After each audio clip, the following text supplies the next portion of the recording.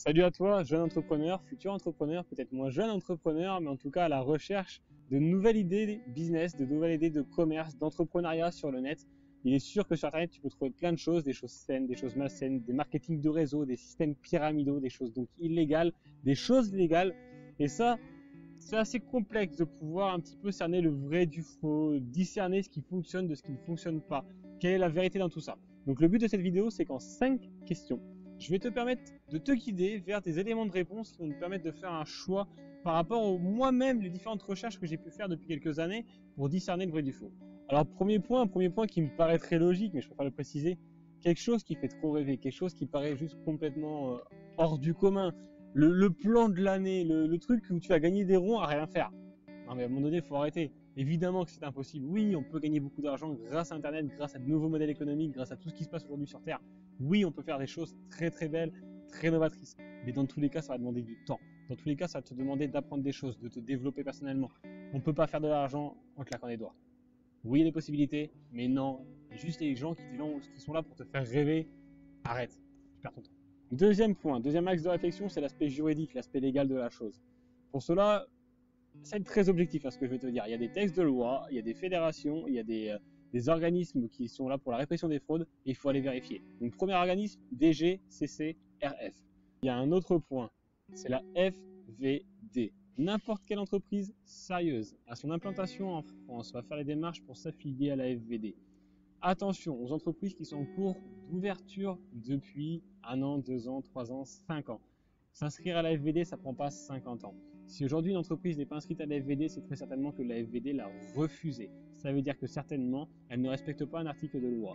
Cet article de loi, c'est certainement, et c'est le troisième point du deuxième point, c'est l'article S121.15 du Code de la consommation.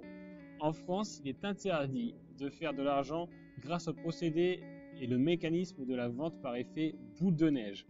Qu'est-ce que ça veut dire?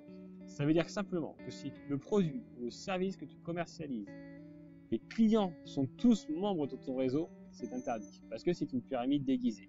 En France, c'est ce qui nous différencie la France de beaucoup de pays, ce qui interdit les systèmes pyramidaux.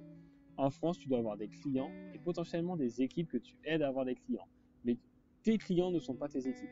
Ça, c'est attention, c'est la grosse nuance, et c'est ce qui différencie un système pyramidal d'un système légal et juste. Un système légal et juste, c'est transversal, donc ce n'est pas une commission directe sur les membres de tes équipes. Il y a du travail derrière. Donc attention encore une fois aux gens qui te font juste rêver. C'est interdit, tout simplement. Maintenant qu'on a vu le côté légal, les textes complètement objectifs et évidemment les statuts juridiques sur lesquels tu vas déclarer ton activité, c'est pareil, si une entreprise te dit de ne pas déclarer tes revenus, il y a un problème en France, on doit déclarer nos revenus, donc forcément si on te dit de ne pas le faire, c'est qu'il y a anguille sous roche, j'ai envie de dire. On arrive donc maintenant sur un troisième point, le produit.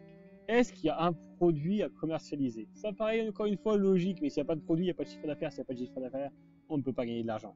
Donc s'il n'y a pas de produit, il y a quelque chose qui ne va pas, forcément. C'est quoi le produit? Voilà la question de poser.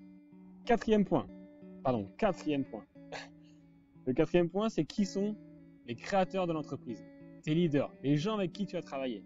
J'aime bien une phrase qu'un jour m'a dit un collaborateur, si tes leaders sortent de prison, ça sent pas bon. Encore une fois, c'est la juste logique. Donc, va chercher, va fouiller qui sont tes leaders, qui sont les créateurs de la société avec qui tu vas t'engager. Évidemment, tout le monde a le droit à l'erreur et peut avoir fait des fautes, mais quand même, si quelqu'un a été en prison, si quelqu'un a été incriminé pour différents crimes, on parlait des systèmes pyramidaux par exemple, méfie-toi quand même. C'est quelque part, cette personne-là n'est peut-être pas très saine au fond d'elle. Et enfin, pour terminer, c'est très simple, c'est le plan de commissionnement, de compensation. Comment vas-tu être rémunéré? Est-ce que ton parrain gagne de l'argent s'il te démarre ou est-ce qu'il gagne de l'argent s'il t'aide à gagner de l'argent? Est-ce qu'il gagne plus d'argent que toi quand toi tu en gagnes? C'est tout ça que tu dois faire attention. Est-ce qu'il y a des ruptures de commissionnement? Ce qui garantit également qu'il ne suffit pas de recruter. Il y a tout un tas de petits détails à voir dans les plans de compensation. Je m'en suis fait vraiment une spécialité. J'adore les chiffres en plus. Si tu as des questions, n'hésite pas à me les envoyer, que je puisse en dialoguer avec toi par rapport à ce sujet. J'adore ça en plus. Et vraiment, c'est le plan de compensation aussi, de la manière dont tu vas gagner de l'argent qui va aussi te permettre de décerner la viabilité à long terme ou si c'est un coup d'un jour. Donc le plan de compensation, sois très attentif à ça, en plus des leaders et des formations qu'on va pouvoir te donner. Alors voilà, moi j'en ai fini avec ces 5 points dont je te parlais qui vont pouvoir guider tes interrogations, ta réflexion sur ce que tu as pu découvrir. Moi aujourd'hui, j'espère vraiment avoir pu t'aider grâce à ces quelques points que moi-même je me suis posé, bien évidemment, dans la société avec laquelle je me suis engagé. Ça me paraît très important d'avoir des partenariats qui sont solides et qui respectent les textes de loi, tout simplement. Donc n'hésite pas. J'espère que tu trouveras le bon partenariat. On a tous des ambitions et des valeurs différentes. Le truc, c'est d'avoir un partenaire qui répond à nos valeurs. Personnellement, et je te le mettrai une petite vidéo de mes valeurs en commentaire si tu veux aller voir quelles sont les valeurs qui moi m'intéressent.